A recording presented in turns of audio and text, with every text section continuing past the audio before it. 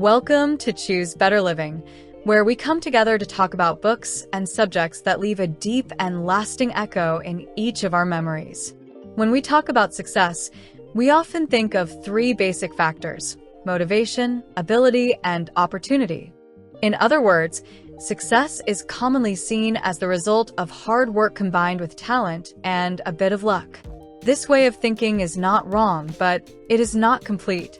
Based on years of real-world teaching experience and extensive psychological research, Professor Adam Grant discovered that success does not depend solely on effort, luck, or talent.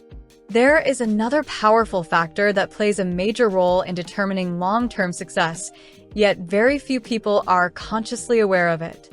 That factor is the dynamic of giving and taking. At its core, the giving and taking relationship refers to how people approach and interact with others in both their professional lives and their personal relationships. In his book Give and Take, Adam Grant explains that the way we give and receive value shapes our outcomes far more than we might expect. He identifies three distinct personality styles that define how people operate within this dynamic, and he challenges the common belief that being kind or giving is a sign of weakness or foolishness. At first glance, giving may appear to place someone at a disadvantage. When you give, there is no guarantee that you will receive anything in return, and there is certainly no promise of immediate rewards. However, when examined over the long term, giving in a thoughtful and strategic way can lead to deeper, more sustainable forms of success. It is important to clarify that the concept of giving discussed in this book is not limited to charity, nor does it mean sacrificing yourself until you are exhausted. Giving, as Adam Grant presents it, is a strategy and an art of living.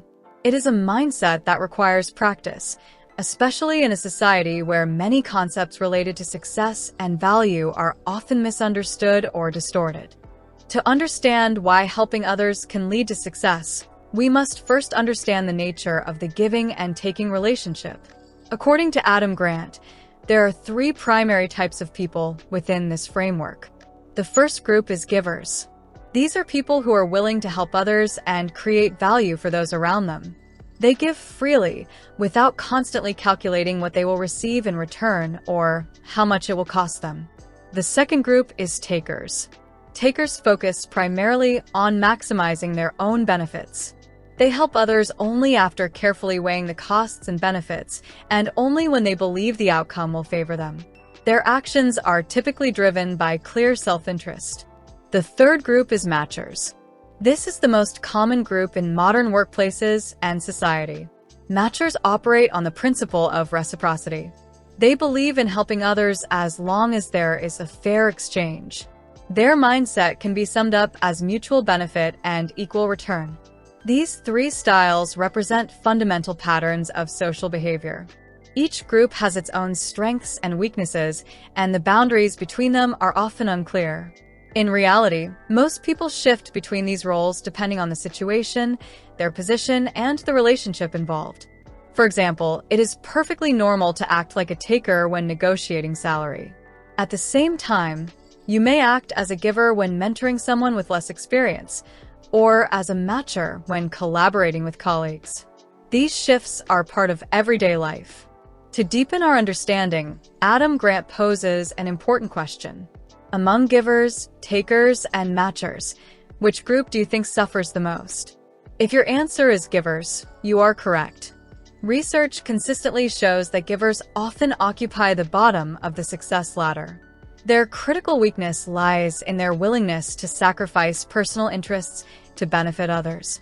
One study involving more than 160 engineers in California asked participants to evaluate productivity based on giving and taking behavior. The results showed that the lowest performers were often those who spread their kindness too widely. By constantly helping others, they failed to allocate enough time and energy to their own responsibilities, leading to poor performance. If givers are often disadvantaged, then which group achieves the greatest success? Many people assume the answer must be matchers or takers. However, this assumption is also incorrect. While matchers and takers may protect their personal interests and achieve short-term gains, they rarely reach a level of success that is both enduring and meaningful. The reasons for this become clearer when we look deeper. If lasting success does not belong to takers or matchers, then who does it belong to? The answer may sound surprising. Long-term and truly fulfilling success belongs to givers. Adam Grant and his colleagues found that while many low performers are givers, the highest achievers are also givers. Matchers and takers tend to cluster somewhere in the middle. Returning to the study of engineers, while many givers had low productivity, the engineers with the highest performance ratings were also those who consistently helped others without expecting anything in return. The same pattern appeared in medical schools. A study of over 600 medical students in Belgium found that both the weakest and the strongest students belonged to the group of givers. Among top-performing students, givers made up 11% of the elite group. In sales, the highest-earning professionals were also givers. Their revenues exceeded those of takers and matchers by more than 50%. This helps explain why matchers and takers tend to plateau somewhere in the middle. Over time, matchers operate primarily on the principle of fairness and balance. Rationally, fairness protects us in a world that often feels unjust. There is nothing inherently wrong with this approach, and most people naturally operate this way. However, the downside of matching is the constant fear of being exploited. When we give and do not receive equal value in return, we begin to feel like victims. This mindset creates suspicion, limits trust, and makes it difficult to form deep long-term partnerships.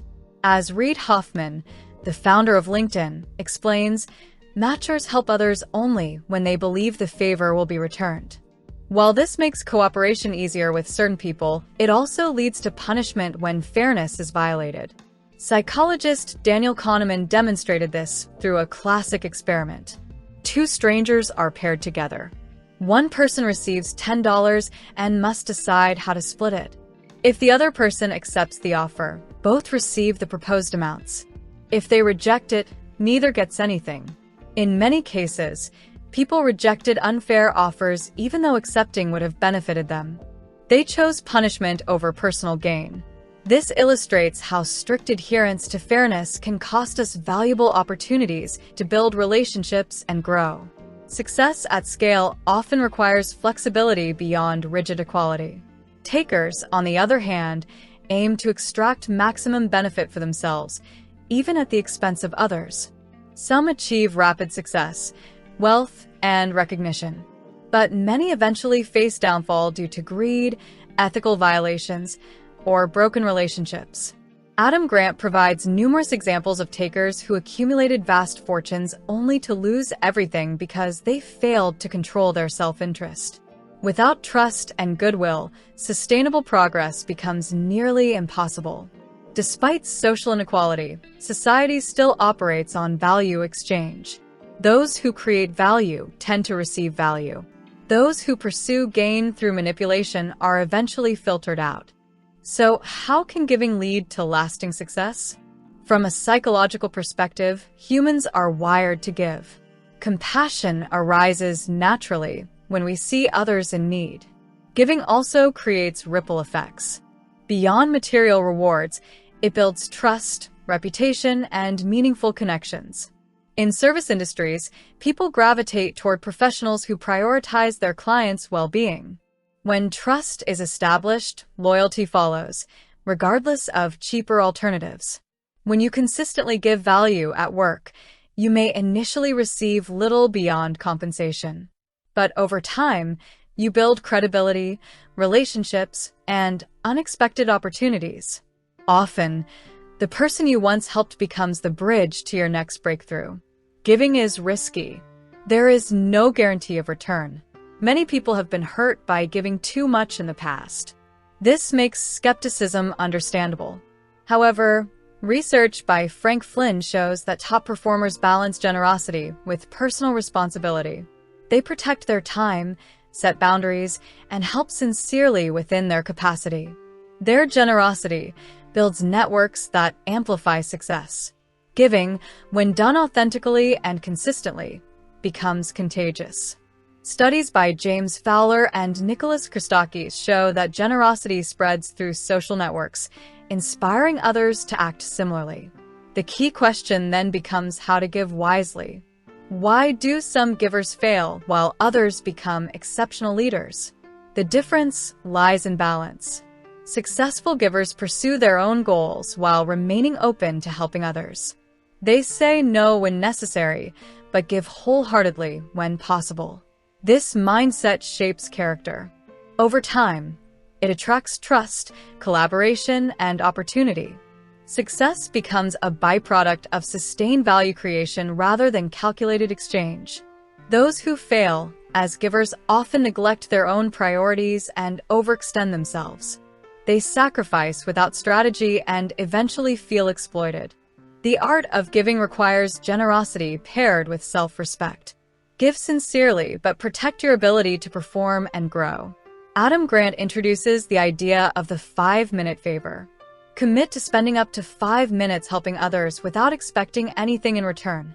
Small acts of generosity compound over time. Giving does not mean exhaustion.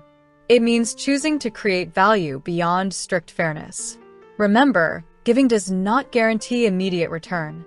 Even Abraham Lincoln admitted his inability to say no. Yet his spirit of service helped shape his legacy. Life is not a zero-sum game. One person's gain does not require another's loss. This philosophy aligns with the idea of win-win thinking described by Stephen Covey. True success comes from expanding value for others, for organizations, and for communities. Giving is a skill that must be learned. To give wisely, we must understand when and how to give. If you consistently bring value to others, eventually that value returns in ways you may never predict.